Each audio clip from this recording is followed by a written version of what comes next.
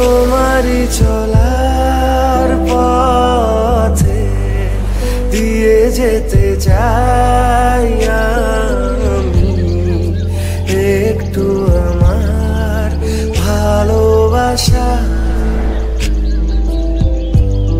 তাই নিয়ে তুমি আমায় করো ঋণী, তাই নিয়ে তুমি আমায় করো ঋণী, এটুকু আশা।